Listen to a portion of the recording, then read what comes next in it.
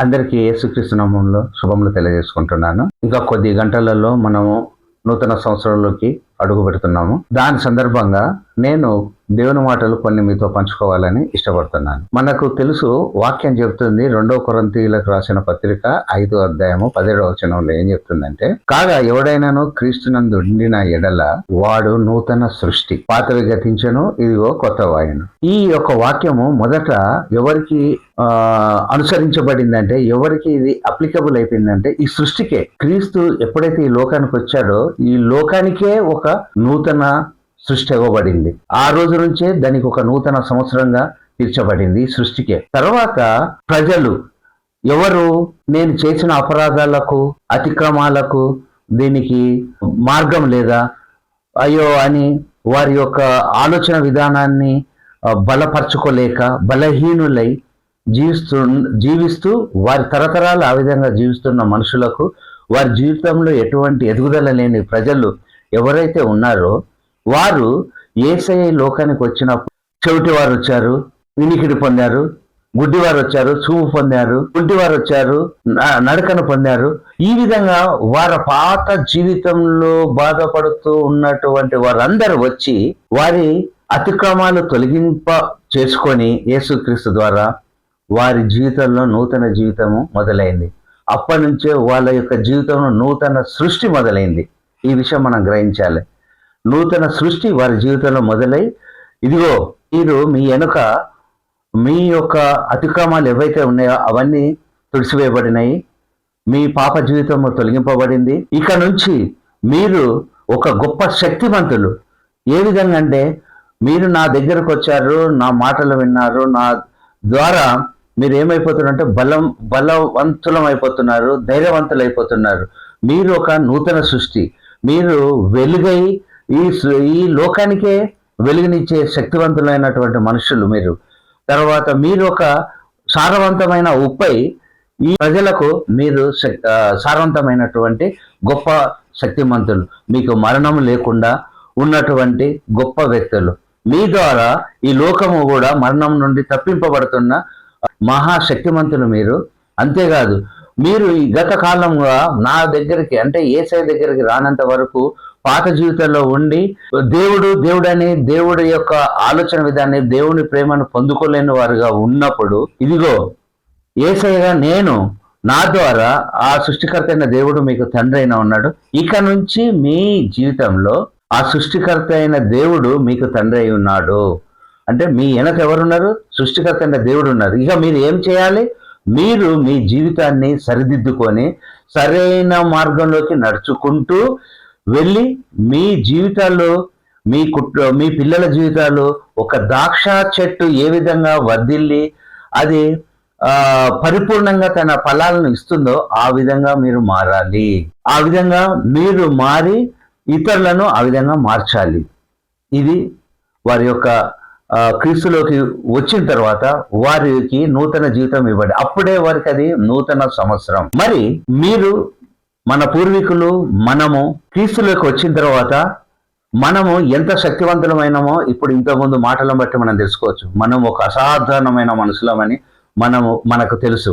మనం వలన ఈ ప్రపంచానికే, ఈ ఒక దేశం కాదు, ఒక రాష్ట్రం కాదు, ప్రపంచానికే మనం వెలిగించేవారమని, ఈ ప్రపంచానికే సారవంతమైనటువంటి గుణాన్ని ఇచ్చే వారమని, ఈ ప్రపంచానికే మరణం నుంచి కాపాడబడే ఒక శక్తివంతులమని యేసుక్రీస్తు నామంలో ఈ ప్రపంచానికే ఎలా జీవించాలి, మీ వెనక శక్తివంతమైన దేవుడు ఒక తండ్రి మీ వెనక ఉన్నాడు కాబట్టి మీరు ఒక ద్రాక్ష చెట్టు వల్ల ఏ విధంగా వర్ధిల్లాలని చెప్పేంతటి వారమైనామని ఎప్పుడైతే మనం యేసులోకి వచ్చినప్పుడు ఇవన్నీ కలిగిన వారమే. అప్పుడే మనకు నూతన సృష్టి వచ్చింది. అప్పుడే మనకు నూతన సంవత్సరం మనకు ప్రారంభమైంది యేసుక్రీస్తు నామంలో. ఈ జనవరి 1 నూతన సంవత్సరము మొదటి రోజు ఎందుకు మనం కలుసుకుంటున్నామంటే, మనము ఒకవేళ పోయిన వారుగా ఉన్నట్లయితే, ఇదిగో ఇది ఈ రోజు నూతన సంవత్సరము మొదటి రోజు, ఇది నీకు సరైన సమయం. ఈ సమయంలో నీవు ఒక్కసారి యేసయ్య నీకు ఇచ్చినటువంటి ఆధిక్యతను గుర్తు చేసుకొని నువ్వు ఏ విధంగా ఉన్నావు అనేది ప్రక్షాళన చేసుకోవడానికి ఇది ఒక అవకాశము. వాక్యం చెప్తుంది, విశ్వాసులు ఎవరైతే ఉన్నారో, నీతిమంతుడు, సామెతలు 24 అధ్యాయంలో చెప్తుంది, నీతిమంతుడు 7 మార్లు పడినను తిరిగి లేచును. ఎస్, మన క్రీస్తులో ఉన్నాము. ఈ లోకరీత్యా, ఈ లోక ఆచారాల రీత్యా, ఈ లోక వాతావరణం రీత్యా మనం ఒకవేళ పడిపోయిన వారంగా ఉన్నట్లయితే, this is the correct time, correct day of the beginning of the new year. నీకు నువ్వు ప్రక్షాళన చేసుకొని మనకిచ్చినటువంటి అతి విలువైనటువంటి ఆధిక్యతను మనము మరలా తీసుకొని అటువంటి శక్తివంతమైనటువంటి మనుషులుగా మనం ఉండాలి.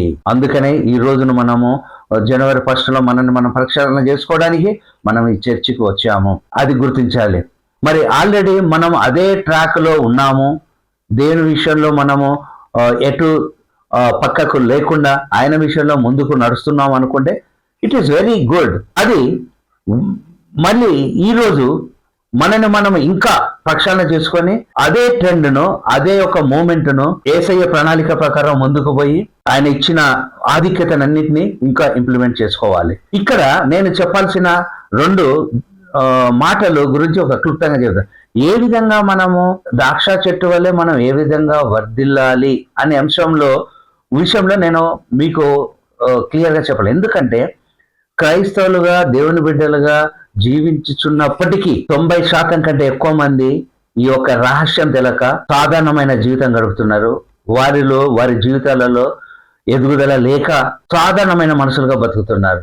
మరి వాక్యమేమో నువ్వు ద్రాక్ష చెట్టు వల్లే వర్ధిల్లాలి, నీ వర్ధిల్లుట చూసి తండ్రైన దేవుడు ఏ విధంగా సంతోషిస్తాడు అన్నాం.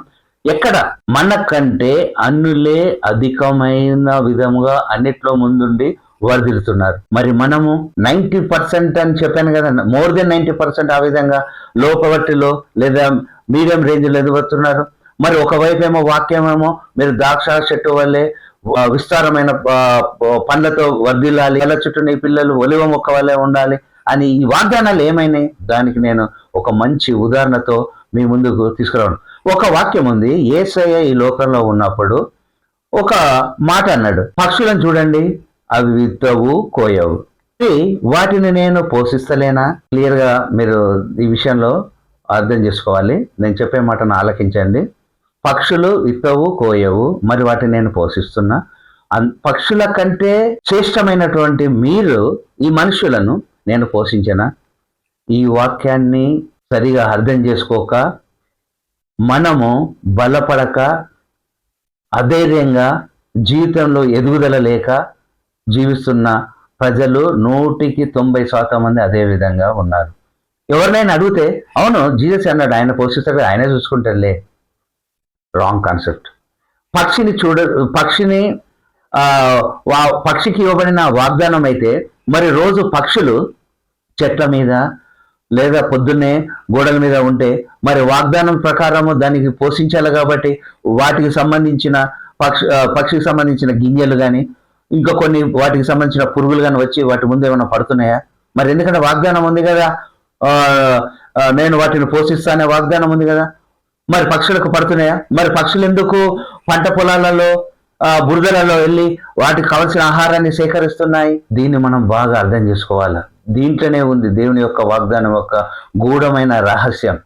మరి పక్షులు ఇచ్చినట్టు వాగ్దాన ప్రకారము పక్షులు గోడ మీద అది ఎక్కడుంటే అక్కడ వచ్చి ఆహారం పడాలి. అట్లా కాకుండా అదే పక్షులు రోజు దాన్ని జీవించడానికి కొరకు శ్రమ పడుతూ ప్రయత్నం చేస్తూ ఆహారం పొందుకుంటుంది. అంటే అర్థం ఏంటి అంటే వాగ్దానం ఉంది. అయితే ఆ వాగ్దానం ఏ విధంగా అంటే నీ జీవితంలో నువ్వు సరిపడే విధంగా ప్రయత్నం చేస్తే ఆ ప్రయత్నం చేయటం వల్ల నీకు ఆ బ్లెస్సింగ్స్ రాబడతాయి. పక్షి తన ప్రయత్నము చేస్తుంది, పొలంలో వెళుతుంది, బురదలో వెళుతుంది. వాటి ప్రయత్నంగా అన్వేషణ చేస్తే వాటికి సరైన ఆహారం దొరుకుతుంది. ఆ దొరికే ఆహారమే దేవుడి యొక్క వాగ్దానం. నీకు ప్రయత్నం చేయంగానే దొరకాలని ఏమి రూల్ లేదు, దొరకాలని ఎటువంటి ఆజ్ఞ లేదు, ఎటువంటి కండిషన్ లేదు. మరి ఎట్లా దొరుకుతున్నాయి అంటే అదే దేవుని యొక్క వాగ్దానం అక్కడ దాగి ఉంది. అంటే ప్రయత్నము చేస్తే ప్రయత్నానికి తగ్గట్టు అవి మనకు వాటికి ఫలితాలు దొరుకుతున్నాయి. అంటే మనము కూడా మన జీవితంలో నీ టార్గెట్, ఎస్ నేను ఇంజనీర్ కావాలా, నేను డాక్టర్ కావాలా, లేదు నాకు 5 కోట్లు సంపాదించాలా, 100 కోట్లు సంపాదించాలా, 1000 కోట్లు సంపాదించాలా అంటే దానికి తగ్గట్టు ఇంజనీరింగ్ కావాలంటే ఇంజనీరింగ్ ఏది చదవాలా, 10th అయిపోవాలా, ఇంటర్ అయిపోవాలా, ఎంసెట్ రాయాలి, ఇవన్నీ రాయాలి. అంతేగాని రూమ్లో కూర్చొని నాకు దేవుడు వాగ్దానం చేసిన నన్ను పోషిస్తా అన్నాడు, నేను ఇంజనీరింగ్ కావాలంటే నన్ను ఆ విధంగా ఇంజనీర్ అయ్యేటట్టు చేతుడులే అని అనుకుంటున్నామా? మరి అనుకుంటే అవుతుందా? కాదు. మరి ఎందుకు చదువుతున్నావు అంటే ఇక్కడ చదువుతున్నావు, మరి మిగతా విషయాలు ఎందుకు ఈ రకంగా తప్పుగా అర్థం చేసుకుంటున్నావు? ఎస్, ఇక్కడ మనం తప్పుగా అర్థం చేసుకున్నాం. అంటే మన టార్గెట్ ఇంజనీర్ అంటే ఇంజనీర్ తగ్గట్టు సబ్జెక్టు చదివితే నీకు ఆరోగ్యం ఇచ్చి, నీకు జ్ఞానం ఇచ్చి, దానికి తగ్గట్టు సబ్జెక్ట్స్ ఇచ్చి, దానికి తగ్గట్టు బుక్స్ ఇచ్చి అన్నీ చేయడమే దేవుడి యొక్క ఆశీర్వాదము. ఎస్, నాకు నెలకు నేను సంవత్సరాలు 5 కోట్లు సంపాదాలి. నీ 5 కోట్లు సంపాదించాలంటే నేను ఏ బిజినెస్ చేయాలి, ఏ వర్కౌట్ చేయాలి, ఆ వర్క్ ప్రయత్నం చేస్తే, ఆ ప్రయత్నం చేస్తే కావాలని రూల్ లేదు. కానీ దేవుడి యొక్క ఆశీర్వాదం నీ వెనక ఉంది కాబట్టి, నువ్వు క్రీస్తులో ఉన్నావు కాబట్టి, ఆ దేవుడి యొక్క వాగ్దానము నీ మీద ఉంది కాబట్టి నువ్వు చేసే చిన్న ప్రయత్నమే అది 1000 రెట్లు, 1,00,000 రెట్లు, కోట్ల రెట్లుగా ఆశీర్వదింపబడి ఆ ప్రయత్నం జరుగుతుంది. అంటే నువ్వు 5 కోట్లు అంటే 5 కోట్లు సంపాదిస్తావు, 100 కోట్లు అంటే 100 కోట్ల తగ్గట్టు ప్రయత్నం చేస్తే 100 కోట్లు అవుతావు. అతి సామాన్యుడు క్రైస్తవేతరుడు 100 కోట్లు, 1000 కోట్లు పెద్ద పెద్ద హోదాలో ఉన్నాడు. దీన్ని బట్టి నీకు అర్థమవుతుంది అంటే ఒక మనిషిగా ప్రయత్నం చేస్తే ఏదైనా సాధ్యమే. మరి నువ్వు మనిషిగా ప్రయత్నం చేస్తేనే సాధ్యమైందని వాళ్ళని బట్టి నువ్వు తెలుసుకున్నావు అయితున్నావు అంటే నీకు దేవుడి యొక్క ప్రామిస్ ఒకవేళ లేకపోయినా నీకు సాధ్యమే అనేది ఇతరులను బట్టి నీకు తెలిసిపోతుంది. మరి దేవుడి యొక్క ఆశీర్వాదం కూడా ఉంటే అంటే సామాన్య మానవుడిగా చేసిన ప్రయత్నమే కాక ప్లస్ దేవుడి యొక్క ఆశీర్వాదం కూడా ఉంటే వాళ్ళకంటే మించిన వాడివి తయారవుతావు. అందుకనే వాక్యం ఏమని చెప్తుంది? క్రైస్తవులు, క్రీస్తు బిడ్డలు ప్రపంచాన్ని తలకిందులు. ఎందుకు? నీకు డబుల్ బ్లెస్సింగ్స్.